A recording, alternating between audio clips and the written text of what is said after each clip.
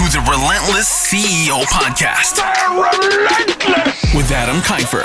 Follow your path to success alongside icons and industry leaders in martial arts, fitness, and more. Let's go. This is the Relentless CEO Podcast. Oh, hey, didn't see you there. Adam with another episode of Relentless CEO Podcast, reading my new favorite book, Embrace Your Awesome. So excited to have John as a guest on our podcast. He's been a great friend of mine for a while. He's been a client of ours at the CEO Mastermind, and now he is a newly minted best-selling author, and he is taking personal development to kids to a whole new level. This is a book that you guys should be giving out when new people come in for the first lesson at your school. It's also a great book to do with your leadership team or your upgrade program, where you can actually take this book and roll it out and do a chapter a week over 12 weeks and really focus on a lot of very important elements of personal development. So we're excited to have John on. Get your notebooks out, get ready to write, because you guys are going to get some killer gold nuggets for John. And remember to like, subscribe, and follow for more. Super excited. I finally got around to reading the book. Which, number one, thank you for sending copies for our mastermind clients. This book was really, really well done. And I get school owners that send me books pretty frequently that they write. And a lot of them, it sort of looks like they chat GPT'd a book. Or you could just tell, I don't know, it just doesn't have substance usually to it. And I thought this was so well thought out. I love that it isn't just about it's not a martial arts book. It's a book about making kids better. And getting them in the habit of journaling, I think, is one of the best freaking habits that you can get them to start. Talk to me a little bit about where the idea for this and the drive for this book came from. Because obviously you're a school owner and martial artist, but what made you want to transition to this? And not to sound pretentious, but I think it's like when you're in this industry long enough, if you listen to so many, it's like, oh, we all had the same background, they all explain, but I didn't have a bad, I lost my father at 4 in an accident. Wow. And then his family, there was a disconnection from the family. So not a bad childhood, but I had a very chaotic childhood. Like, where did I belong? And I never had that male role model. And then karate, stepped in.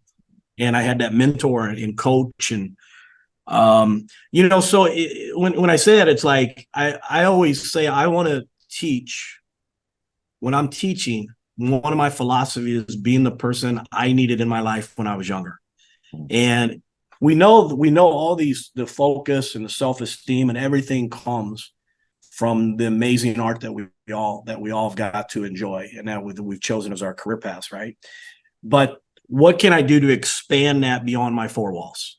And that was really like, okay, I can't reach everybody, And we talk about that all the time in the school, and are like, someone's upset that there's a school down the street. Someone's upset that there's, this. And the reality of, you watch CVS, Walgreens, they open up next to each other.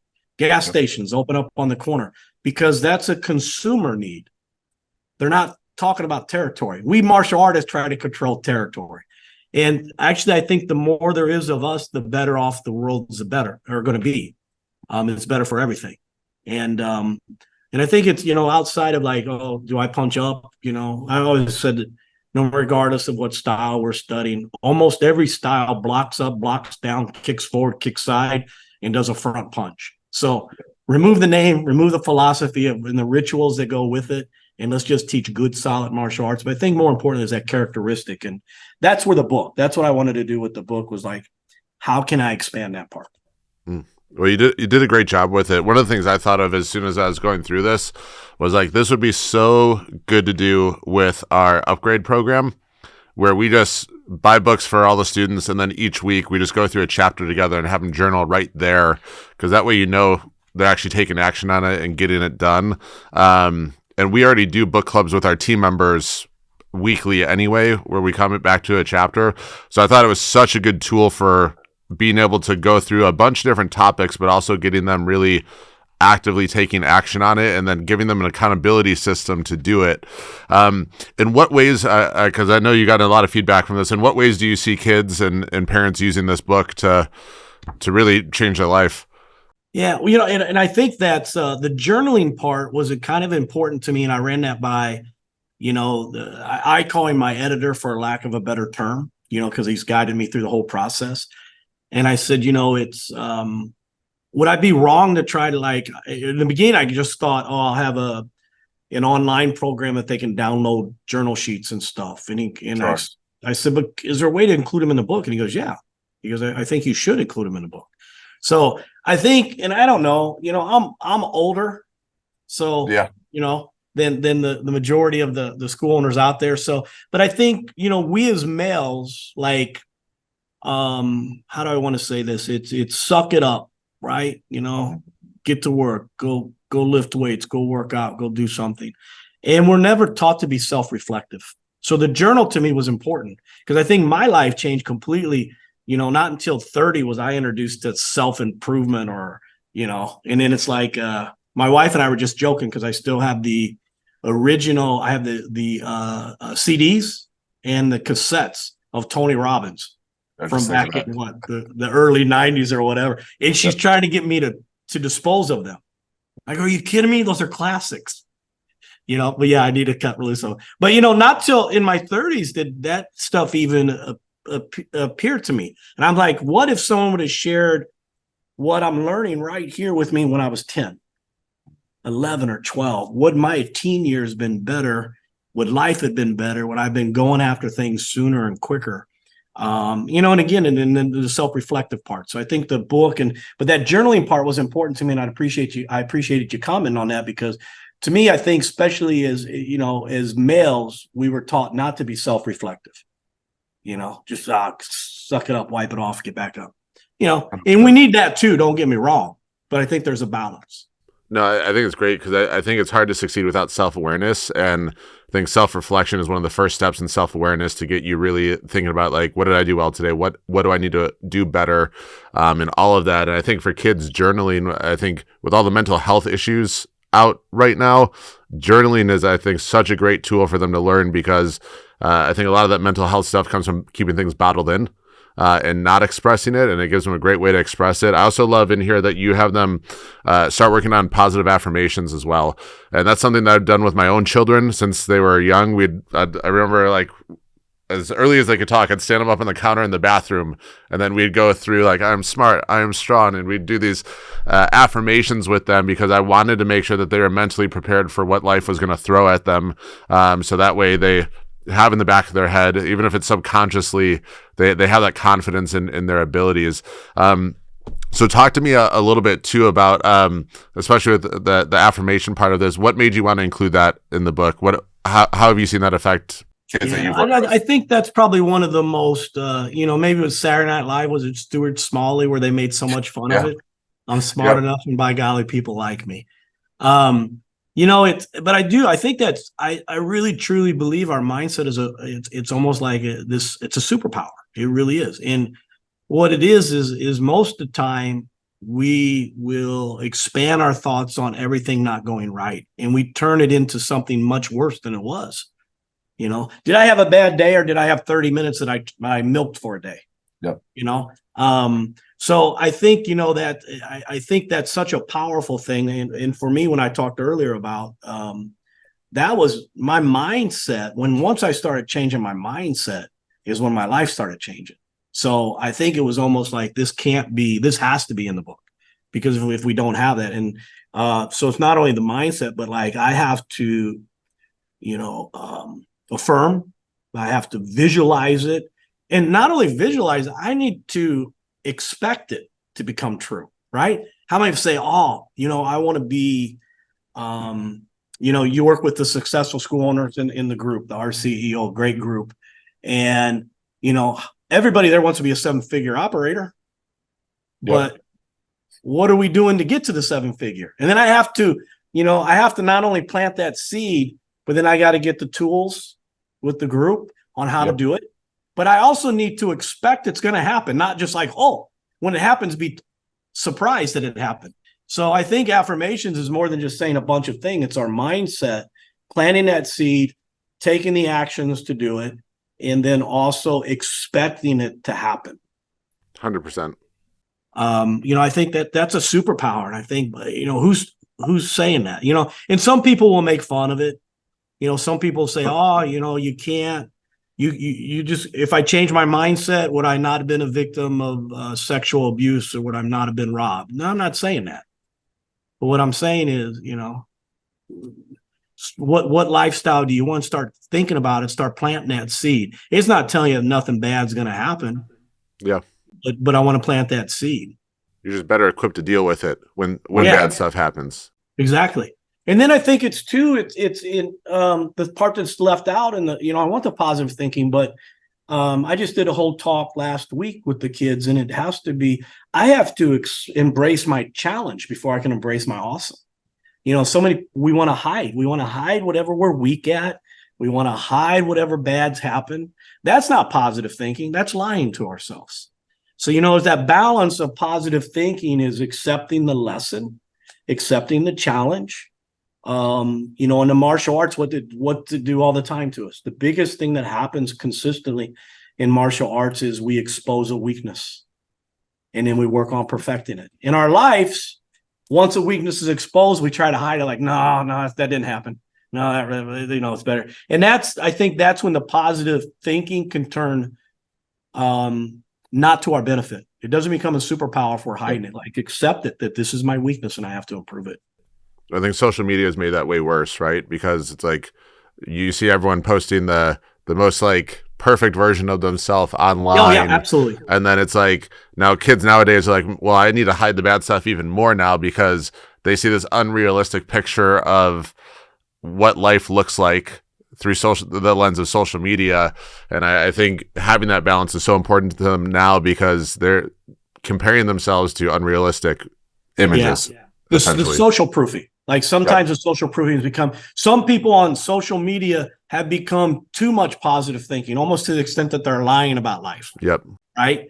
And I want that, I got to have that balance, but at the same time, I have to embrace what's not there. And I think social proofing, there's times in the group, like at the meetings that we've had with Adam in the group, our CEO. And sometimes the moments that things are good for me is when that group is so transparent, especially when we've done the breakdown and no holds barred, say what's, and you got this successful school owner. And then they say, well, you know what? 3 of my 5 schools are successful, but 2 of them absolutely suck. Okay, good. I just thought it was me, because it's like, I need someone else to tell me things ain't perfect. Yes. Because then we start beating ourselves up. So we need a little bit of that social proof to know, like, it's not all rainbows, No, I think that's so important. And I think you're doing a good job with this book by preparing kids for a lot of those different challenges. And I also think even for parents to go through this with their kids is going to be invaluable to them because parents struggle with how to teach character to their kids, especially when they weren't taught it as a kid. It's the same thing with money management, right? Like if you never learned money management from your parents or from a mentor growing up, good luck teaching it to your kids without studying it intimately first. So as I was going through this book, I was just like, man, this is actually going to help some parents to become more impactful parents as a result, because you're pretty much not only teaching the kids how to learn these different character development traits, but you're also teaching the parents how to teach it to their kids. Yeah. And I think, and I appreciate that because it's like when I did the book, I got nervous because one is like, okay, I never written a book, but I've always wanted to. So it's like a 22 year goal. I always tell everybody, like, 22 years ago, I started this book, but there's not one thing that I wrote 22 years ago that's in the book. Still in it, yeah. It's all been like redone, but it's when the editor said, send me the manuscript and let's get it to the proof editor. And I'm like, I can have a bad mat chat on Monday and change it by Wednesday. But man, you're asking me when I send this to you, it's going to print. And I don't know, like, give me a couple more weeks. And I kept going through the chapters, and I think you can always find something to improve. But so release the book, get it out there. And I've been grateful for it. Like what you're saying is, and it's the people that, I wanted to make sure that the people I respect, like, give me honest feedback. And now it's like, okay, what can we do to create? So the next thing I'm working on is, can I create like a worksheet mat chat series, but even a at-home parent series that, okay, here's the book, and then here's some additional worksheets. Here's some additional ways to explain it. So I think that's where we're going next, just because it wasn't thought of that. I just wanted to write a book and put it out there. And what can I do? You know, what do I think I can contribute? And I thought, okay, this would be a good angle, because I'm not seeing anybody do self-improvement for the younger age, in the younger ages, but every day we do it. You know, I think as I told my wife, it's the same thing as martial arts. I'm at that point where I like to teach kids, but I don't teach them near as much. I let the staff do that. But I teach the advanced classes, and I want to teach the advanced class, and I want to do that.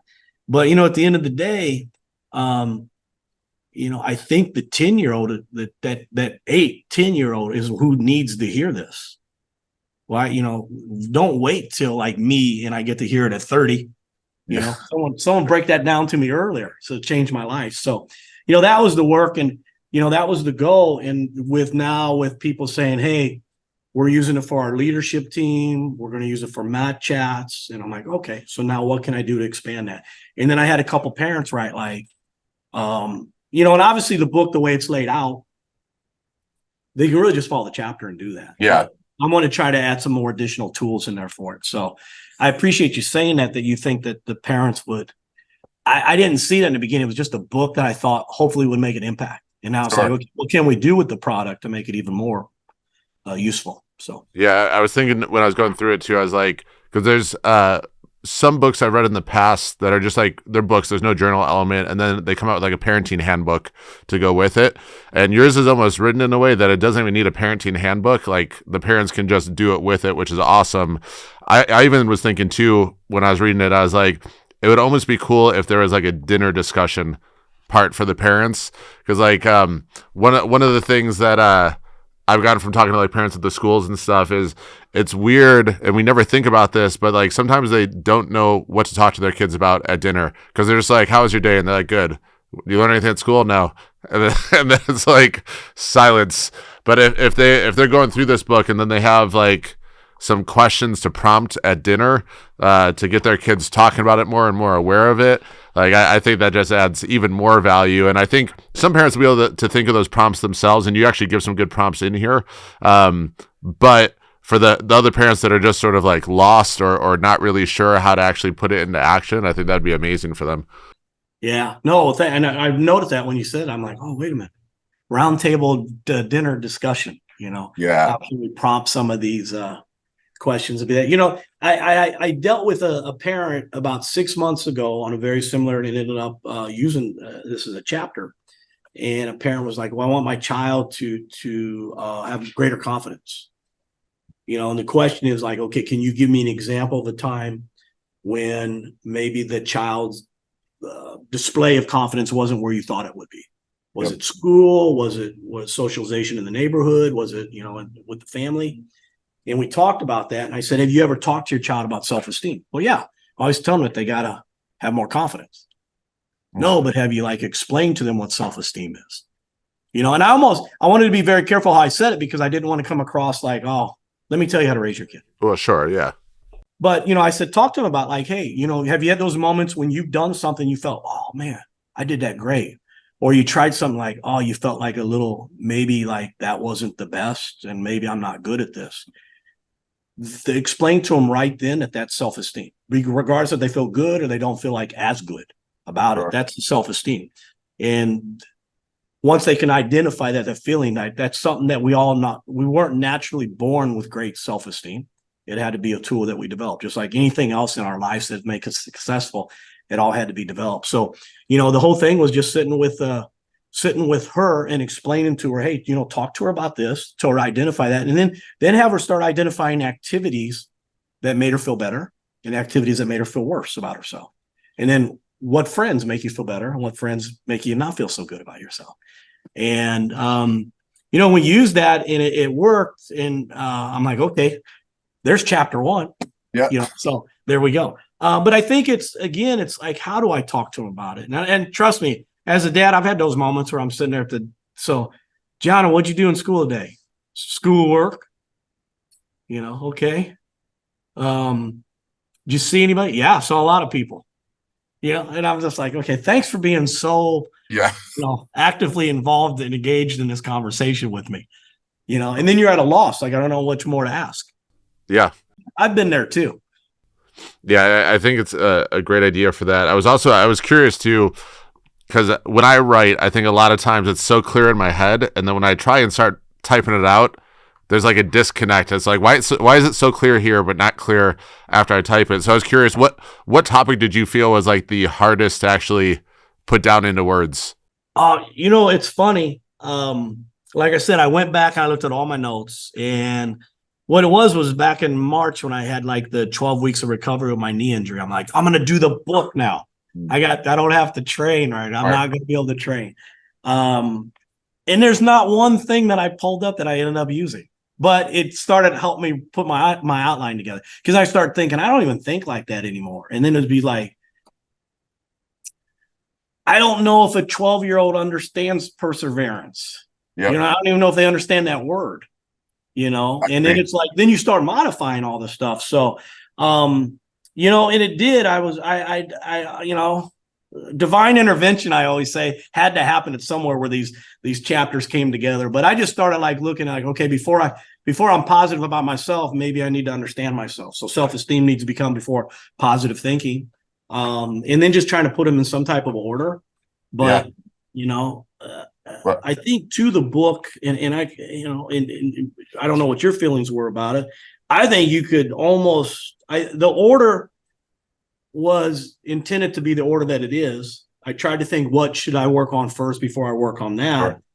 But at the same time, I think they could all be standalone chapters, and you could start at page 50 and be perfectly fine and still get something out of it. So, well, it's funny. The first time I ever read a book like that was Tim Ferriss' Tools for Titans. And in the intro to the book, he goes, you can read this book in any order. If you want to skip a chapter, if you want to jump around, I was like, I've never seen an author give me permission to jump around in a book. So it's funny because now a lot of times I'll look at the table of contents and I'm like, well, what chapters, and this is obviously all nonfiction stuff, but I'm like, what chapters resonate with me right now? And I'll read those first and then go back and read the rest.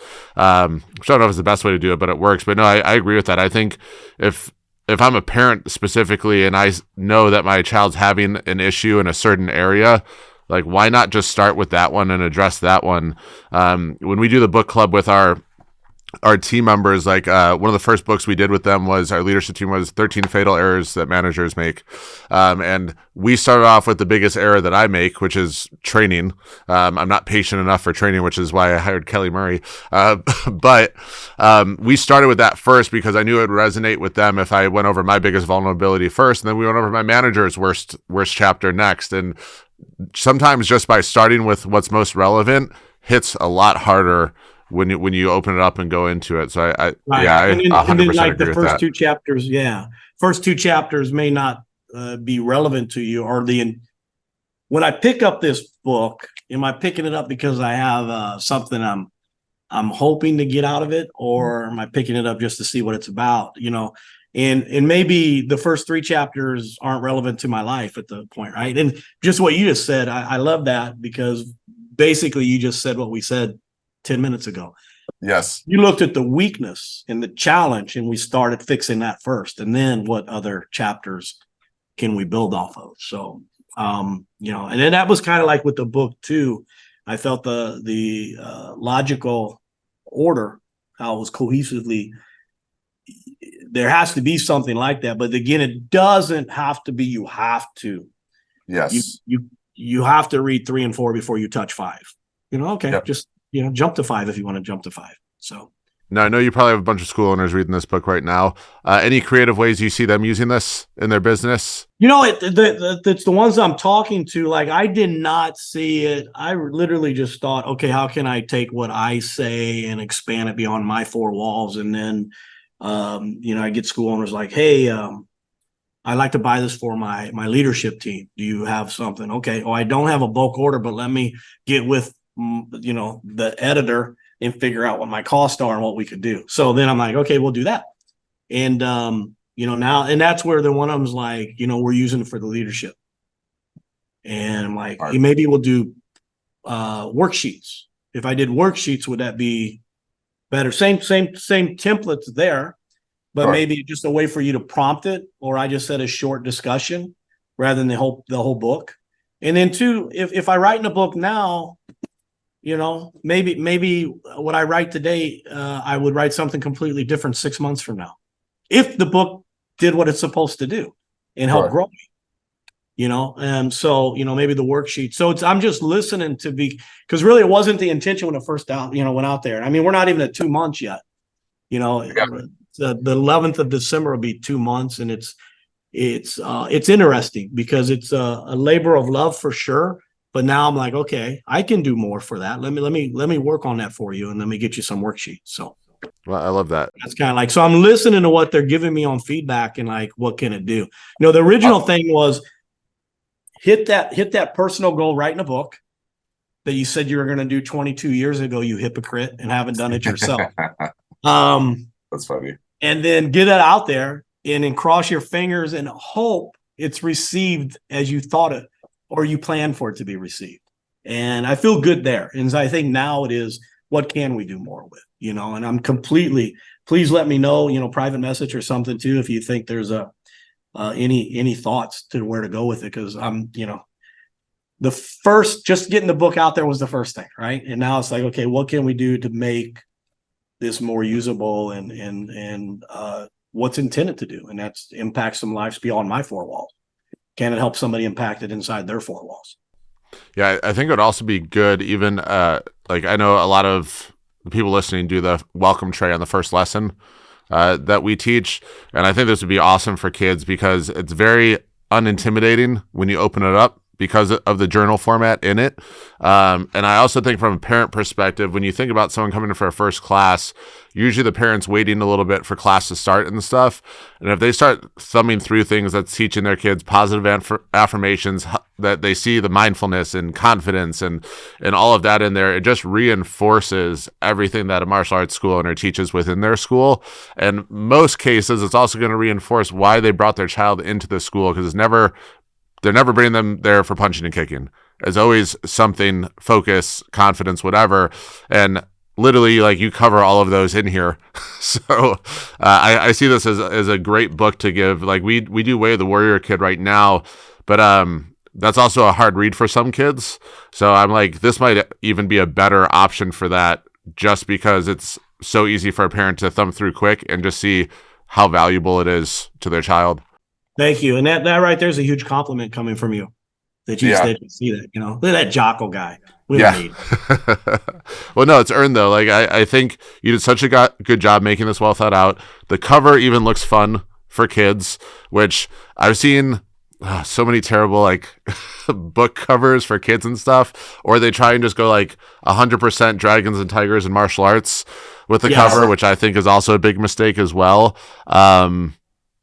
It's so easy just to look at the cover and understand what the concept of the book is and what the value of the book is as well. So whoever designed it for you, awesome. 100% credit to the graphic person there, because they were like, what are you looking for? And I said, tell me what you think we should go with. I said, let me hear. I said, because I said, I know how to stand on my toes on the dot and say yes, sir, and yes, ma'am. And I said, I'm a great student. So you tell me where, And we went through a couple, and then finally I said, hey, Victoria, I don't feel like the one I liked, you like. And she goes, no, I like the one you did. She goes, honestly, I think you need something that when they see it, it looks kid-friendly. Yes. And that's exactly what it does. She goes, let me show you something else I did. And then this was it. And that was it. Sorry, why did we waste our time on, on mine? So. No, I think that's smart though, because I think you have to embrace experts in the areas we're not good at. Like, one of the things with the funny thing with Move is when we're designing some of the stuff, I give it to our graphic designer, and I was like, do your thing. I sort of explained my concept, which was probably still very much in the martial arts realm. And then she didn't know what rules there were and what rules there weren't. So she just like created whatever she thought was the best. And like our mats that we have coming are like completely customized with full design and stuff. But it was all because she didn't know that wasn't a thing. So she just did what she did, not knowing any rules of martial arts. And then I was like, well, we need to see if we could actually make this now, because that'd be pretty cool. So it's in a leadership role, sometimes that's hard to do though, because you have a specific vision and you want to be very specific, but then leaning on experts always works in my opinion. So she ran with a thought rather than be hit back by obstacles, and then we'll see if it can work. Yeah, I love that. Yeah. But similar to what you did with the artwork of the book, which is awesome. Yeah. It's I'm so glad, because I look at it now and I'm like, that it's such a cooler design than what I had in mind. Yeah, it's funny how it works that way though. Yeah. You did well. So I see you doing like a lot of interviews and things now. Are you doing speaking engagements? What do you have as a result of the book now? Yeah, I haven't, like the school district back in Illinois, one of the schools bought like 150, 200 books for their second through fifth grade. That's awesome. And they said, what would you charge us to come speak? And as being one of my business mentors, you may not appreciate. And I'm just like, you know what, listen, if you buy 200 books, next time I'm in town, I'll come speak for free. No, I think that's great. So, because then again, with me, now if I was going to New York where I have no academy, there would be a fee. But since I'm going back to my community, be glad to. And then, hopefully if you like the book, you should check out the classes. If you think that's awesome, wait till we teach you how to embrace your awesome physically. No, I think that's great. And I have a lot of friends that have written books, and they do something very similar. They'll be like, hey, buy X number of copies, we'll do our training with your team or whatever. So I think that's a smart thing to do. And I think also you going and speaking is just going to make those kids want to read that book more and take action on those things. So I think from a business perspective on that side, like you are going to become every teacher's favorite recommendation for kids that need more self-esteem, that need more focus, need more discipline. Because not only did you come and speak, they all have the books. And if that teacher has a book on their desk, like, you got to take him to this guy, the guy that wrote this book. And like, he's local. It's a no-brainer. Yeah. No, yeah. I'm hoping. Yeah. And again, it's like, which is great. It's exceeding what my intentions was with it. Now it's like, okay, can we, like, I wasn't thinking anybody was going to say, hey, what would you charge to come talk to kids? Yeah. I don't know. How many books you want to buy? No, that's the way to go about it. Now, I have a selfish question I'm going to ask you. I've been in the process of writing my first book. I would love to know what you would do differently if you wrote a book the second time. Well, there would be probably I think I made it harder than it needed to be for me. I think I should have got that draft out there sooner. Let the magic of the editor, because then they'd come back and, once the proof editor, I guess is what they're, again, I'm new to it, but I think that's what, I had two different people that were editing. But the proof editor, they come back and they said, hey, what are you asking with this question in the journal? Or, hey, I don't think this paragraph really resonates with your intention. What are you trying to say here? Here's what I hear. And then it's like, so, all the stuff that I was doing, thinking, oh, it's not perfect, just release it. I think I would have done that. The one thing, and oddly enough, the book is done great. It was the first 3 weeks, it was in the number one spot for the first 2 weeks as new releases in this category, right? In Amazon. Congrats. And I'm like, but I had no book release marketing concept whatsoever. That's the one thing where I don't want to say the person dropped the ball, but he had no guidance for me. Got it. Once we got it. So I think for sure I would have figured out maybe before, what would I do on the marketing of the book? And so I think, in March it was, what do I want to say? Clarifying that, and then maybe would have released that draft earlier and let that person come back. And because no matter, I read my own stuff. Well, I can write something and read it 5 times and it says what I think it's saying. And somebody else is like, what's that mean? You're in the, I go, where does it say that? And I'm like, oh, I skip right past that. It made sense to me because I read what I thought it said. Yep. They read what it does say. Right. So I think releasing it earlier and then maybe having more of a plan too on the marketing and the release. So It's good advice. Yeah, I feel like I'm taking forever on this first draft because I'm trying to make it as perfect as possible. But and I'll send it to the editor, and they'll be like, "Why did you go this way?" And I'll be like, "Damn it." Yeah, and I think it's, in I don't know, I didn't have that experience, but I think my editor would have been, it probably wouldn't have been cost effective, but I think my editor would have worked with me for 6 months if we needed to before we released it. If I just said, I'm not happy yet. Like, what else do you think I need to clarify, or should I expand? We had a couple of those, but the editor, she was really, really phenomenal with her suggestions. And then I'm like, man, I could have just released this thing a lot earlier than I did. Now, was this self-published or through a publishing company? Self-published, yeah. Self-published, awesome. I used I'll plug them, mystory.com. I talked to 3 or 4 other people that had done books, and when I talked to My Story, I interviewed 2 or 3 groups, and that one it resonated more with me. Like, I felt okay, I don't need all the complicated speaking engagement training and all that. Yeah, I don't even know if I'm going to have time for that. So it's like the real intention of the book, but no, I love it. You guys did a great job working with them and then working with you. It was funny. I had 2 other people send me a book within the last 3 months and ask for notes and feedback on it. When I was reading yours, I was trying to think of stuff that I would do differently in it if I was doing it. And I was like, I think he did better than anything I could have thought of for this. And just the way that you communicate it, I was even looking at the fonts in the book that were used and stuff. And it just ties in so perfectly with every piece of the book in your audience that I was like, branding, everything spot on. You guys crushed it. All right. Thank you. That means a lot because I really, that was a thing of reaching out to you. I'm like, Adam, will you please take a look at my book and let me have some? And I've sent pretty lengthy notes to other people that have written books of things I do differently or ways to think about it differently. And reading this, I think you nailed it with simplicity as well, where especially with kids, you have to have simplicity for them to easily understand it.